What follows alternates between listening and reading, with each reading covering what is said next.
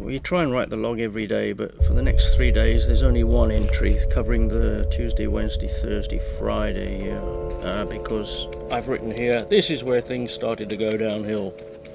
The weather suddenly deteriorated badly, and we had a near gale. That's a force 7, that's knots around 30 knots or so. And then when that finished, what did we get but a full gale? That's force 8, that's wind speeds of between 34 and 40 knots. So that's quite a strong wind, very unpleasant conditions, big swell on the sea, bouncing around, you've got to hang on to something all the time, otherwise you hurt yourself down below, you crash into something and bruise yourself, or even worse. And up top, of course, you might go swimming forever. Las olas no dejan de golpear y por primera vez volví a la montaña rusa acuática.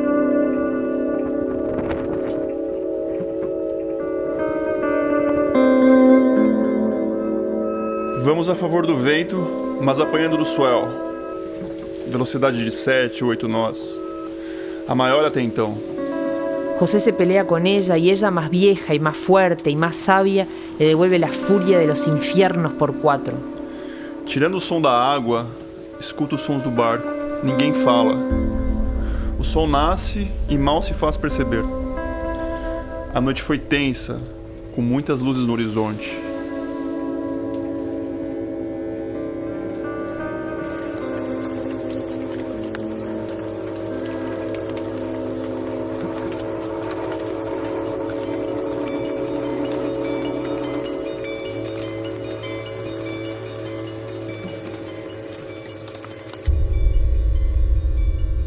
Start a little logbook, and so on. So I knew my knots, and I could navigate, in theory. It's a different thing doing it down there when it's rolling around and you're feeling seasick. That's how I started. I found out I was actually terrified of being sick. That was my main worry, that I was going to let myself and everybody else down by going out there in the rough Indian Ocean and puking all over the place. Fortunately, I didn't puke. I felt terrible for a day or two.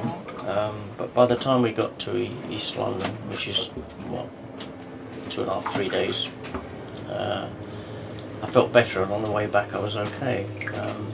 So that gave me confidence. Like I said, it's a way of life, You can only be stuck so long, and I think my first mate will confirm this. You can only be stuck so long in a land, then that sea is calling you. And if you can't go with your own boat, you go with somebody else, but you gotta get out, you gotta get to sea. There's something in you, you gotta have that punishment.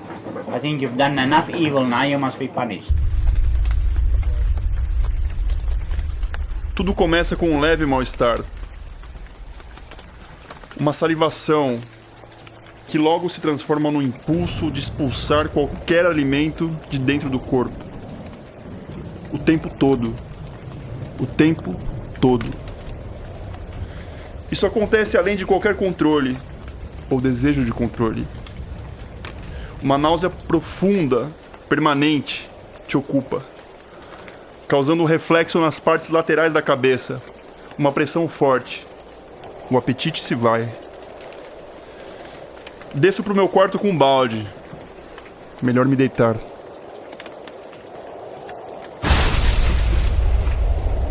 Sua mente não entende que no próximo passo o chão não estará lá. Um medo inconsciente. Você vomita de medo, José. Estou sem o balde, preciso subir. O barco chacoalha furiosamente. Não consigo fechar a porta, não há tempo. Preciso correr ao convés. A porta solta. Bate furiosamente, repetidas vezes, ao sabor da fúria do mar.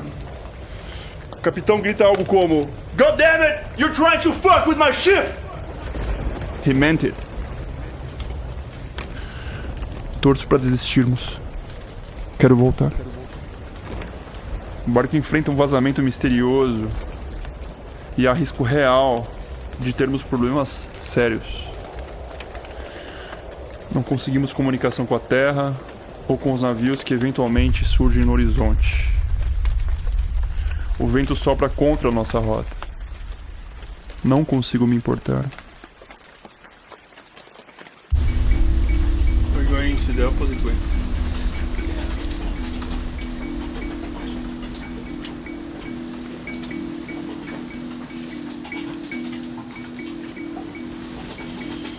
Heading to, we passed Torres and we're heading to Peloto.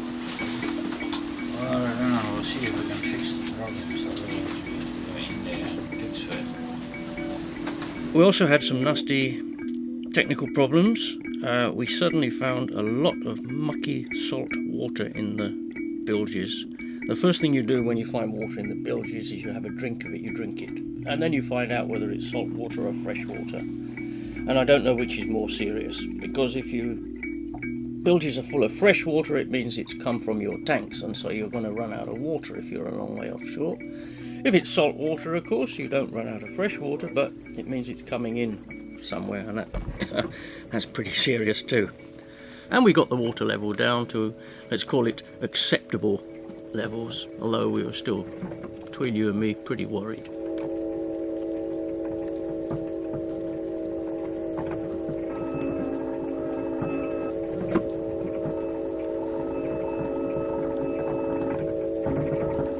I said, it's such a waste, you know, why do these people buy boats and then they never sail them, you know? And I was wondering, why would somebody do things like that? Anyway, we were sitting there, myself and my friend Martin, and we had a little,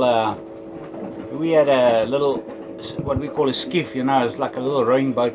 And then this guy came along, and he looked like a rich Jewish boy, rich Jewish guy, elderly guy, middle-aged, and he had this most beautiful two girls with him.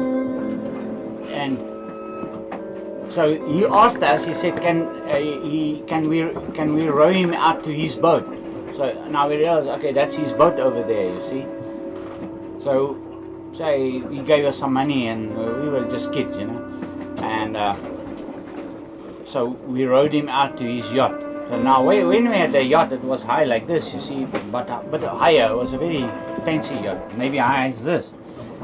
And the skiff was going like this in the sea, and the guy climbed up, and he put a ladder down, a rope ladder, and now he expected two girls to climb up, you know, so they can't. They like, the skiff is going like this, and I'm going behind, and I'm helping this girl up, you know. And as she goes up, I look under her dress, and she had no panties on. And I thought, my God, if I want one of those, I need one of these, you know, and that's why I bought the boat.